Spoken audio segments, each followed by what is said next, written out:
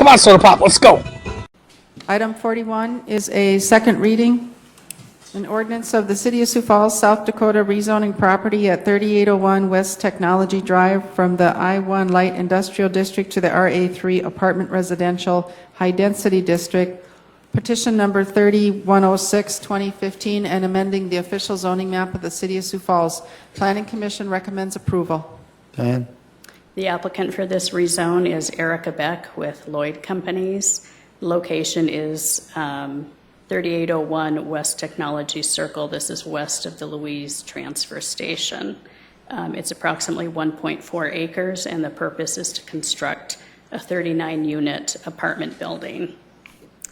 The proposed zoning meets the Shape Sioux Falls comprehensive plan. The proposed multifamily residential use will be located adjacent to the Sioux Falls area metro station, which should provide the residents easy access to public transportation.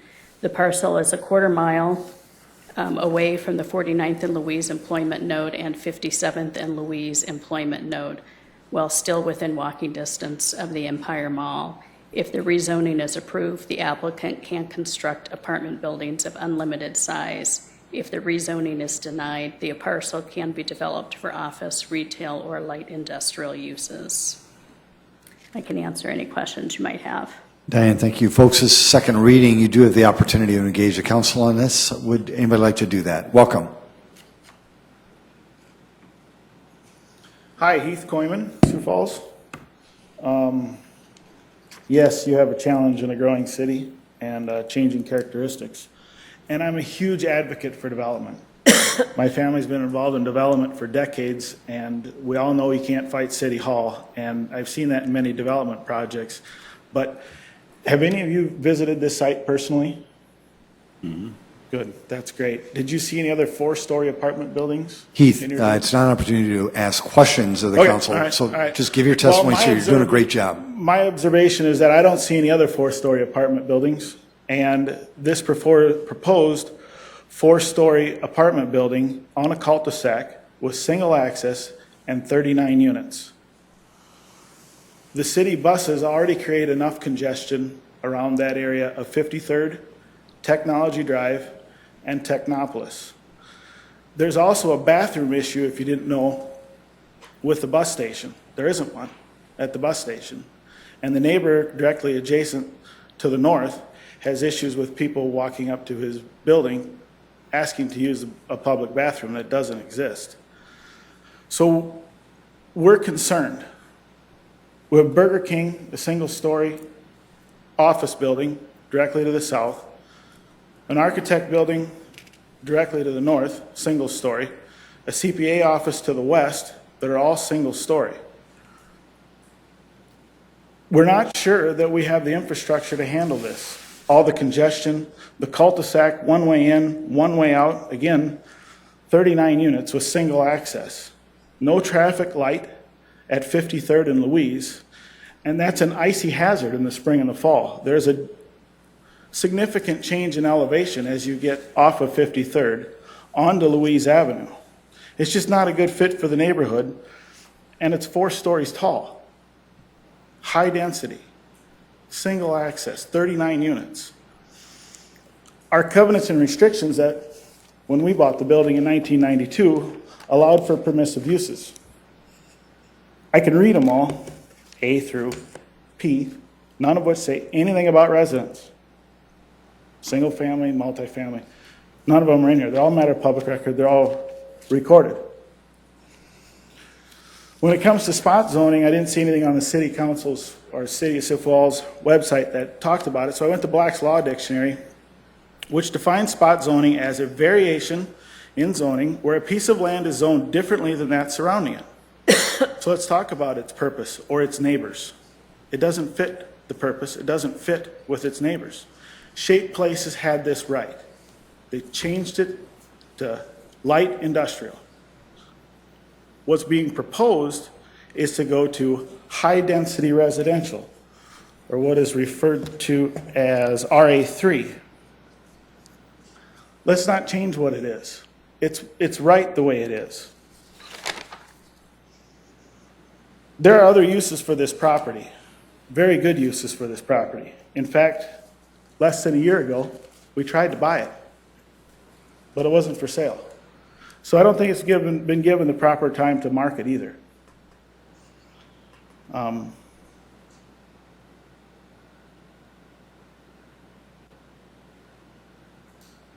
That is all. Heath, very good. Thank you. Welcome. My name's Tim McVeigh. I'm a resident of Sioux Falls here. I've never addressed the council before, so I apologize for me being nervous. I don't really have a dog in the fight here on this, except that I drive this street most every day of the week. My wife works at 3800 West Technology Circle in that office building just to the north of this. On the north side there, you'll see where the parking lot wraps around to the east and the north. CPA firm, there's an architect firm and the like in there. That gentleman stated most of the things that I would bring to your attention. Again, single access. There's too many places in Sioux Falls that we have single access with way too many people. I see them every day as I travel from the southeast part of town to there to drop her off to work. That I see cars sitting and sitting and sitting and then blasting onto 57th Street, hope they don't get clipped. This is a little different situation. This is a very narrow street. I don't know what's right or what's wrong on streets, but again, if you're gonna have multifamily like that, you're gonna have kids, you're gonna have school buses. Right now, the city buses travel on Technology Circle or Technology Drive there quite a bit. There is very little traffic on Technology Circle because it doesn't go anywhere. It is, of course, right by the bus station. That is a positive, but on the 39-unit multifamily thing or building with the rezoning, the way I read your stuff on your website, on the city website, is the parking situation, you allow, I think it's 1.5 cars per apartment. And then if it's a 3-bedroom apartment, it goes to 2. Well, I'm never good at math, but 39 apartments, let's go 2, and really let's be safe, let's go 2.5. That's 100 spots you'd need. Now, I've not heard whether this building is supposed to have underground parking or not. That would certainly change that thing. I can tell you that large building, as that gentleman said, would be an eyesore in this area. It would be an eyesore to the city based on that bus transfer station. That's supposed to be a model, I believe, for other towns. Snow removal on that street, as a lot of you may know if you travel any kind of cul-de-sacs, the city's not very good at snow removal on cul-de-sacs. Snow removal on a lot like that with only one way in and out, where would you put the snow on possibly 100 parking space lot? School bus, as I said, I apologize to the owner of that lot that it's a cruddy lot. It's been surrounded by other buildings, penned in by other buildings. He's going to have trouble selling it and fitting into the area. But unfortunately, that's not the council's concern. The concern is how it should be built out or not. Thank you for your time.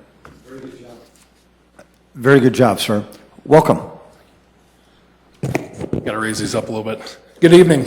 Tom Walsh Jr., Burger King, Dakota King. My father and I own the lot just to the south. What the two gentlemen said in front of us was right on. We have a lot of problems with the traffic. We have a lot of problems with people walking from the bus stops, walking into our office, where I have all female staff. And a lot of times I'm not in the office. Having this development there is not the place. You look at the traffic, as they said, I don't want to hit on everything that everyone else said, but it's a huge issue to our business. My team, I have a lot of mothers that have kids that work late at night, come in late at night, work overnight. I'm worried about the safety of having all these units and more traffic in that area that doesn't fit into our development. So I would ask you to reject this and let's find something better that we can do. And I'm sure many of the neighbors would be willing to step up and make something happen there that would be good for our city. Thank you. Thank you, Tom. Welcome.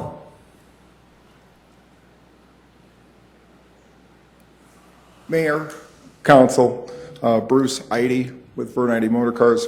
We purchased 4 buildings that were on Technology Place toward the north end of that map. and a few years ago that had been distressed properties. They were kind of shells of buildings, and we've slowly been selling them off and renovating them and putting our own businesses into those buildings.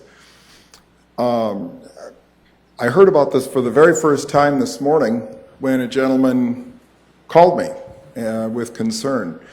And I got in my car and I drove in from our new store out in Sturgis to make this meeting and let you know that we oppose this. And Sioux Falls is too beautiful and valuable a city to do the wrong thing. I've recently been firsthand witness to 4-story apartment buildings being built out at Willow Run Golf Course right in my backyard. And I can tell you, it doesn't do anybody any good. It was a poor choice then outside of the city limits. It'll be a poor choice now in the heart of the city. Thank you. Thank you, Bruce. Welcome. Erica Beck, Lloyd Companies. I just want to start by talking about why we thought the site was very interesting as far as its relationship to multifamily housing. We had actually been looking at it as a possibility, and then we were approached by a nonprofit who is also very interested in it as well, because one of the challenges that many of our nonprofits have in the community when it comes to affordable housing and multifamily housing in general is proximity to public transit. So we were looking for a site that was not only close to public transit, but also was within walking distance or a reasonable distance to one of our largest employment centers within the community, which is the Empire Mall area, which this is. So we were really excited about this opportunity. We worked really hard, probably for over a year, to try to get the site under contract, and actually were able to do that in June of this year. So we've been working to try to identify a site plan and potential what we would, utilize the site for. We've come up with a 4-story building, as what you've heard here tonight, with 39 units. It will have 1 bedrooms, 2 bedrooms, and potentially 3 bedrooms associated with it. It's my understanding from talking with city staff that we'll be required to have, I think it's 64 parking spaces associated with the building. Our hope, of course, is that the individuals that live here are encouraged to use the public transit system. We haven't had formal conversations with the city about having pedestrian access directly from the building to the public transit site, but we certainly want to do that if approved tonight, just because I think that that's a valuable resource for the residents that will live here in the future. In fact, when I had some conversations with Mary Michaels from the City Health Department, who also runs your Live Well initiative, she was really excited about this opportunity as well, because she said it fit really well within what the city is trying to do as far as the initiative with creating more walkability and more walkable communities overall, and the value that that provides not only to the city in general, but also to the surrounding neighborhoods. If you look at this overall neighborhood, I think prior to this, as one of the earlier testimonies shared, it was actually a planned development district. And was this specific parcel of property identified as being a multifamily residential property? No, it wasn't. But in the overall planned development district, there are specific properties that are used for multifamily residential. I think actually within 700 feet, 600, 700 feet, probably just west of this site, there are a number of multifamily units. So the reason that that was done from a planning perspective, at least in my opinion, is because it's a great opportunity to try to move forward and create a more neighborhood-like feel where you can not only walk to shops, walk to your potential employer, and then also, just have an area that is more of a neighborhood-friendly resource to the residents that are living within the building. As far as traffic goes, I can't necessarily testify to the number of residents that will drive their cars on a regular basis. Do I think that that will happen? Of course. But I also, again, am hoping that we can encourage those residents that are living there to utilize the public transit system. I'd be happy to answer any questions that you have. Otherwise, that's all the testimony that I have to share tonight. Erica, thank you. Appreciate that. Folks, did anybody else want to engage the council before I turn it over to them? Thank you. Councilors? Councilor Jameson? If I could, Diane, the idea of it being unlimited and tie that, I wrote it down, but what does that referencing unlimited in size, unlimited in density, or what was that? No, in density in this, they can actually be up to, well, it can be unlimited in size for RA3, but they are 39 units, but they are going to 4 stories, which is why, even though it's a lower density because of the height of the building, it puts it into that RA3 form. I see. for zoning. I see it in our our notes here about a traffic count getting done. Did that just not get done? No, I do have traffic counts on that. That was provided again by Heath Hofstadter with traffic engineering. For RA3, again, the high-density apartment that this is proposed for rezone, this is based on a daily basis, 164. If it were to stay as light industrial, traffic count would be 73. And if it was rezoned even to office, now office is also allowed within the I-1, but that would potentially be 67. So again, the apartment RA3, 164, light industrial 73, and office 67. Councilor Staggers. Yes, I was going to ask Erica, is there any affordable housing component part of this? Potentially, yes. So if the nonprofit that we're working with is awarded financing from the state of South Dakota, it could be affordable housing. And in that instance, we would have rents up to $920 a month. Thank you. Councilor Buck. Thank you. Hey, Erica, would you stay there a second? Because I know that you can't divulge all your secrets, but there have been opportunities in the downtown area where we have traded parking spaces for bus passes. Is that something that might be part of that plan as well? That some of these folks, instead of just encouraging them, we'd say, you know what, you don't get a parking spot with this unit, you get a bus pass with this unit. Is that part of your conversation? Yes, absolutely. The nonprofit that we're working with is very interested in doing that. Okay, that's very cool. Then if I could, I have a question for Diane. Sure. Diane? As you know, Diane, we have these cheat sheets up here, and I'm looking at I-1 right now, what I-1 can be right now. Can you tell us, because that whole area, everything that's pink on the map that's Correct. on there now is I-1, Right. which is light industrial. Yes. Can you tell us what all could go there at this point? Let me grab my cheat sheet. I don't know if I read the cheat sheets right, so I want you to help. Mine's a little thicker than yours. Yes.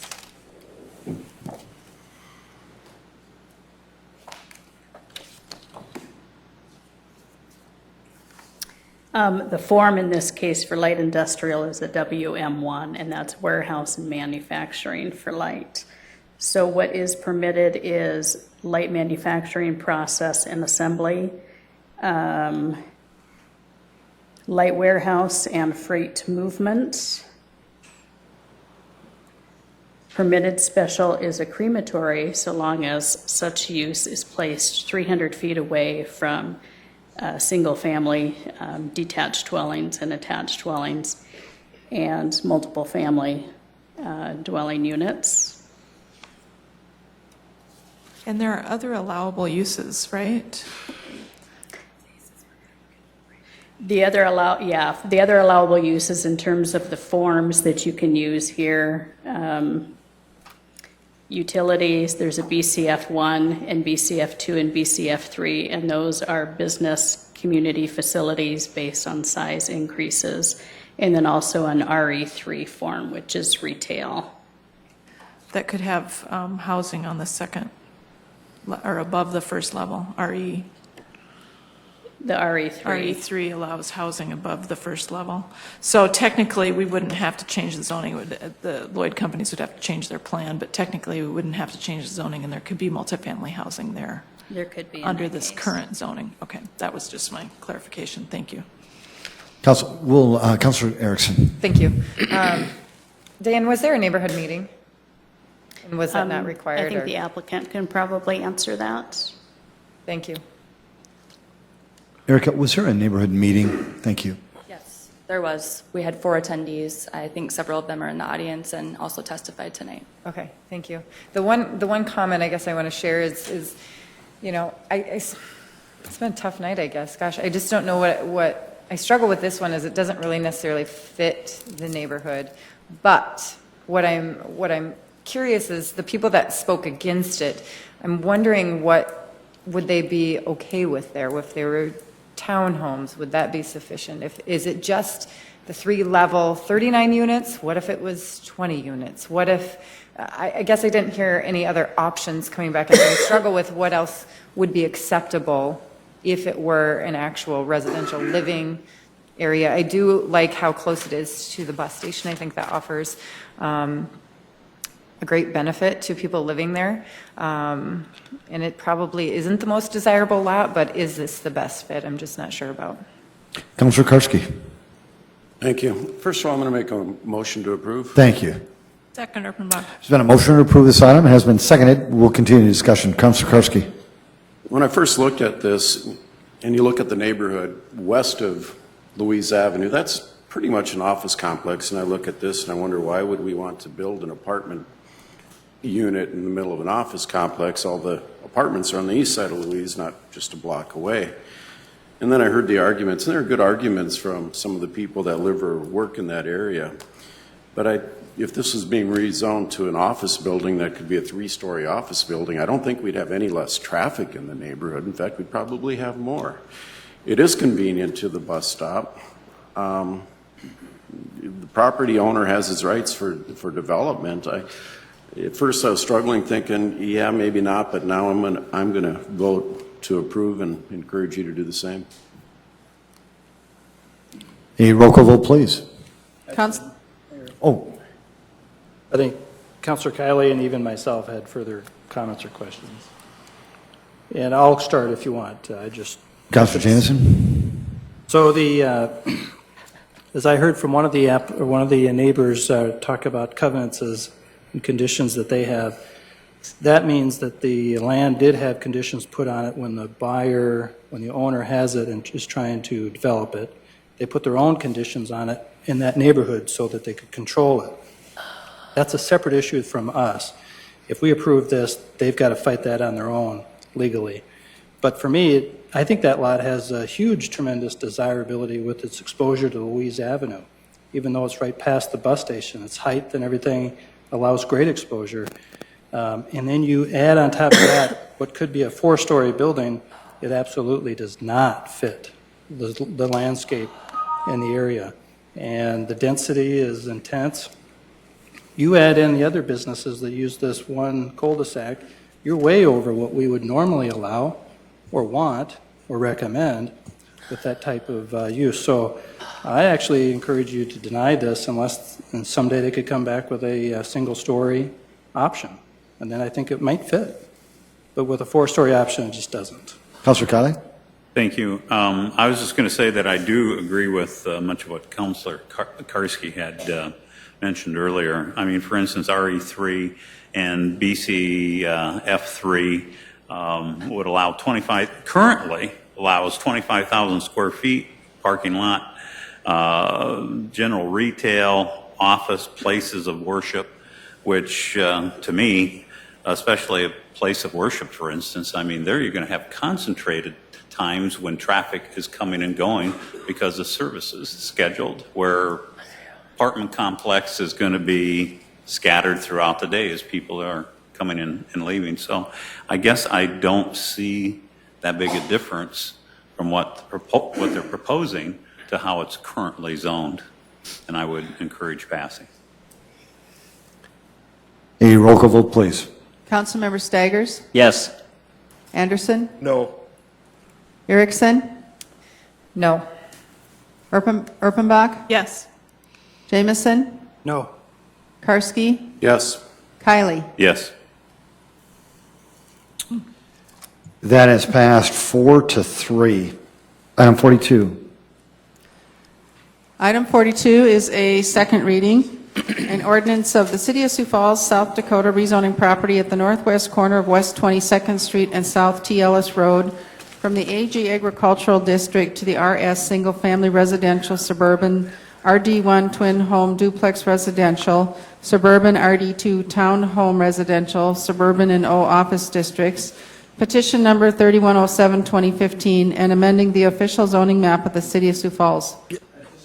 Wait a minute. Just, Danny just mentioned something to me.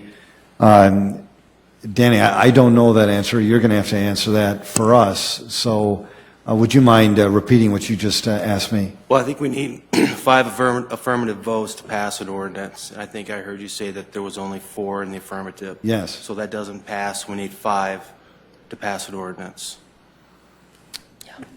Very, very good. Somebody want to tell those people they already left? Allow the, I think he's right. I would grab them. I believe he's right. very good. I think somebody should really grab them. 30.022. Because they left thinking it passed, and I think that we need to Yeah, probably. it's fine. Danny, continue, please.